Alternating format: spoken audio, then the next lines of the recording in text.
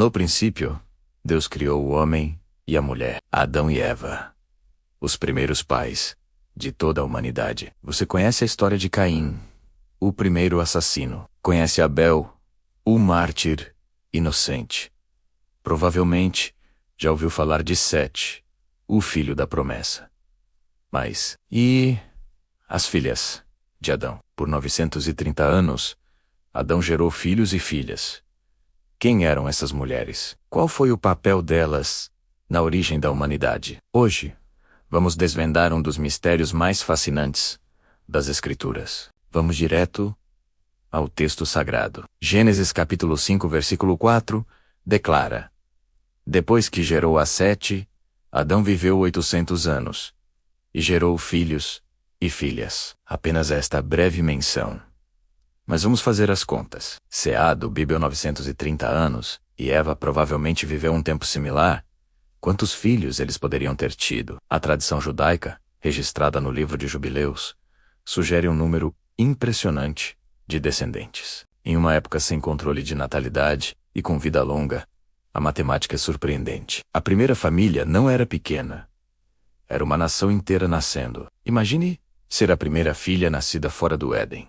Sua mãe, Eva, lhe conta histórias de um jardim perfeito, onde conversava com Deus.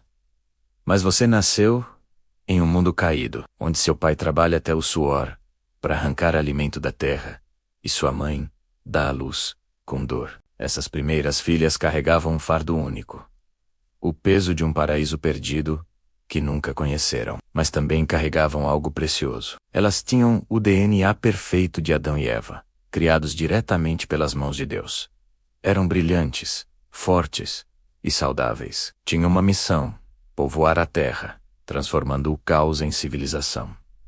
Qual era o dia a dia dessas mulheres pioneiras? A Bíblia nos dá pistas. As filhas de Adão foram co-criadores da primeira civilização. Elas domesticaram plantas, aprenderam quais ervas curavam e quais envenenavam. Desenvolveram técnicas de conservação de alimentos, foram parteiras umas das outras, aprendendo a arte de trazer vida ao mundo. E foram educadoras, transmitindo conhecimento oral de geração em geração, mantendo viva a memória do Criador. Agora chegamos à questão que incomoda muitos leitores. Com quem Caim se casou? Gênesis simplesmente diz: Caim conheceu sua mulher, e ela concebeu. Quem era ela? A única resposta lógica é uma irmã ou sobrinha de Caim, uma das filhas de Adão.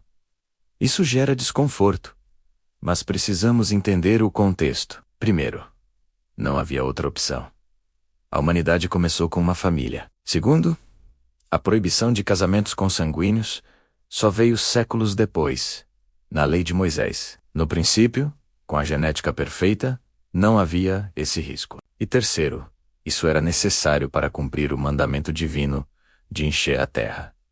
As filhas de Adão foram participantes conscientes do plano divino. As filhas de Adão também experimentaram a primeira tragédia humana. Quando Caim matou Abel, não foram apenas os pais que sofreram. Havia irmãs ali, irmãs de Caim e Abel. Imagine a dor dessas mulheres. Uma delas pode ter sido esposa de Abel, tornando-se a primeira viúva da história. Outras eram irmãs de ambos, divididas entre o horror do crime e o amor pelos dois irmãos. E quando Caim foi exilado, ele levou consigo uma esposa, uma das filhas de Adão, que escolheu seguir o homem amaldiçoado. Que coragem! Ela deixou sua família e partiu para o desconhecido ao lado de um assassino marcado por Deus. Gênesis nos diz que ela gerou Enoque, e Caim construiu uma cidade. Aquela mulher anônima se tornou mãe de uma linhagem inteira. Mas a história não terminou em tragédia. Deus deu a Adão e Eva outro filho, Sete. E Eva declarou: Deus me deu outro descendente no lugar de Abel. Com Sete, começou algo extraordinário. Nos dias de seu filho Enos, os homens começaram a invocar o nome do Senhor. Uma linhagem de adoradores surgiu. E quem mantinha essa adoração viva, no dia a dia? As mulheres. Enquanto os homens trabalhavam, as mães, filhas e avós reuniam as crianças e contavam as histórias sagradas. Falavam sobre o jardim, a serpente, e a promessa de que da semente da mulher viria aquele que esmagaria a cabeça da serpente. As filhas de Adão, e depois as filhas de Sete, foram as primeiras a transmitir a fé através das gerações. Sem elas, a promessa messiânica poderia ter se perdido. Com o passar das gerações, duas linhagens se formaram: os descendentes de Caim, que se afastaram de Deus, e os descendentes de Sete, que permaneceram fiéis. Mas em Gênesis 6 lemos algo perturbador. Os filhos de Deus viram que as filhas dos homens eram bonitas e tomaram para si mulheres. Muitos estudiosos acreditam que os filhos de Deus eram da linhagem de Sete, e as filhas dos homens eram da linhagem de Caim. Ocorreu uma mistura espiritual. O resultado? A maldade do homem se multiplicou na terra, levando ao dilúvio, que destruiu o mundo. Mas Deus preservou um remanescente fiel. 8 pessoas entraram na arca: Noé, seus 3 filhos, e 4 mulheres, a esposa de Noé e suas 3 noras. A Bíblia não registra os nomes delas, mas essas 4 mulheres foram as novas Evas da humanidade. Todo ser humano vivo, hoje, descende delas. Eram descendentes das filhas de Adão, portadoras da linhagem de Sete. Mulheres de fé, que escolheram obedecer a Deus. Durante um ano na arca, elas trabalharam, cuidaram e oraram. E quando pisaram em um mundo renovado, recomeçaram tudo. Repovoaram a terra e deram à luz as nações. Das filhas de Adão, as mulheres da arca.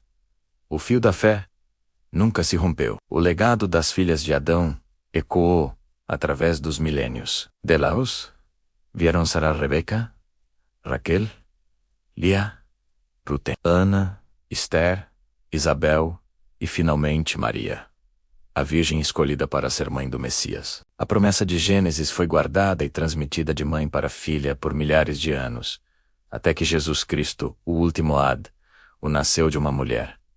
O ciclo se completou. Por que a Bíblia não registrou os nomes das filhas de Adão? Talvez essa omissão contenha a maior lição. Deus estava mostrando que grandeza não está nos holofotes, mas na fidelidade oculta. Essas mulheres não precisavam de fama. Seu trabalho não era aparecer, mas fundamentar. Eram como as raízes de uma árvore, invisíveis mas essenciais.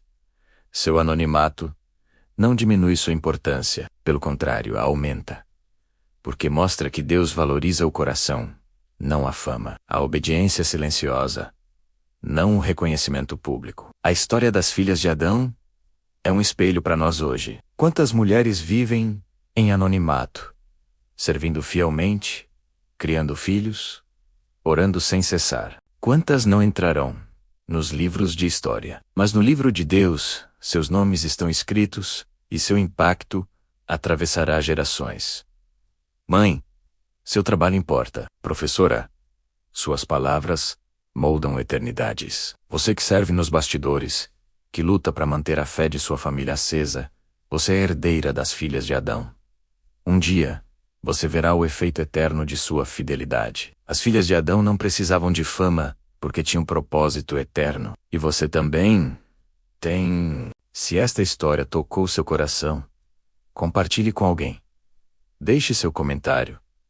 Qual filha anônima da Bíblia te inspira? E inscreva-se para mais histórias profundas. Que Deus abençoe você, herdeiro de um legado eterno.